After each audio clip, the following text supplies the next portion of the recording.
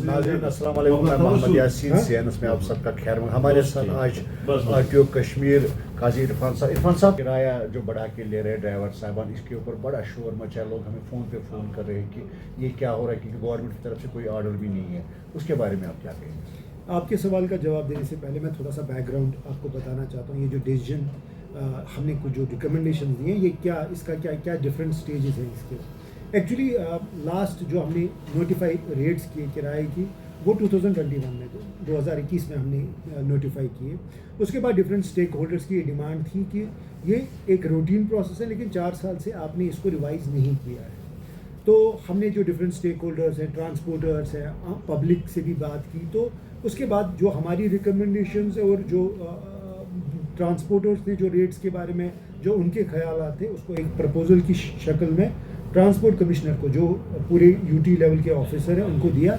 उन्होंने कश्मीर के ट्रांसपोर्टर्स के साथ भी और जम्मू के ट्रांसपोर्टर्स के साथ भी डेलिब्रेट किया इस पर, और उनका भी एक प्रपोजल जिसमें उन्होंने अपनी स्पेसिफिक जो अपनी रिकमेंडेशंस है वो फेयर फिक्सेशन कमेटी के सामने रखी, जो एक अथॉरिटी है रिकमेंड करने के लिए। उन्होंने भी एग्जामिन किया। जो उनकी लास्ट मीटिंग थी उसमें ट्रांसपोर्ट हजरात भी वहाँ पे मौजूद थे, सारे ऑफिसर्स भी थे, जो डिफरेंट स्टेक होल्डर्स हैं वो भी, जम्मू के भी, कश्मीर के भी, वो सब उसमें उन्होंने शमूलियत की।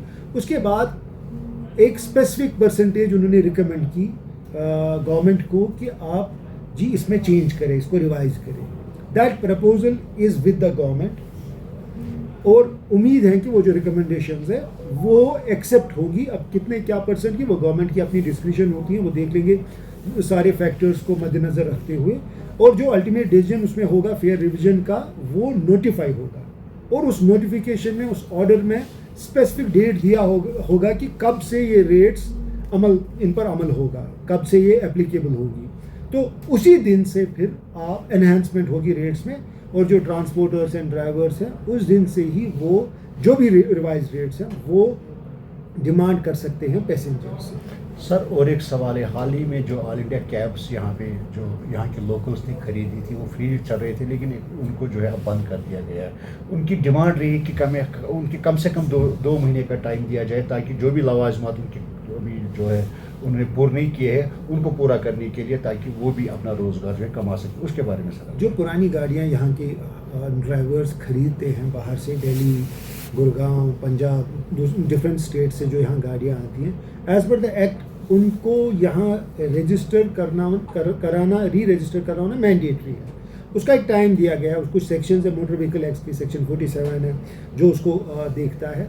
लेकिन जो कश्मीर है, यहाँ पे आपको पता है JNK में जो सिक्योरिटी जो कंसर्न्स है, उसके मद्देनज़र ये एक पुश रहा, लोगों को रिक्वेस्ट की गई कि वो अपनी गाड़ियों को रजिस्टर करवाए, ताकि जो उनकी जो स्पेसिफिक जो ओनर है उसकी डिटेल्स रिकॉर्ड हो जाए। तो वो प्रोसेस है। आप जो कह रहे हैं कि 1 महीना 2 महीने, जो उनके पास NOCs होती हैं उसकी वैलिडिटी 6 महीने है, जबकि हम देखते हैं कि लोगों ने 21 में, 20 में, 19 में गाड़ियां बाहर से लाई हैं, NOCs ली हैं, लेकिन अभी तक उन्होंने री रजिस्टर नहीं किया। उनको मैं रिक्वेस्ट करता हूं कि वो अब आए, हमारे पास आए। हमारा एक ऑफिशियल यूट्यूब चैनल भी है, उस पर वो देख सकते हैं क्या डॉक्यूमेंट्स लानी हैं, क्या प्रोसीजर अडॉप्ट करना है। बड़ा आसान लफ्ज़ों में हमने वो उस पर वीडियो एक बनाया है, वो लोग उसको देख सकते हैं और अपनी गाड़ियों को री रजिस्टर करते हैं। हमें रश थोड़ा सा उससे बढ़ भी गया, लोगों का फुटफॉल भी आया, लेकिन हमने भी विंडोज़ और क्रिएट किए हैं कि ताकि लोगों को कोई दिक्कत पेश ना आए अपनी गाड़ियों को री रजिस्टर करने की।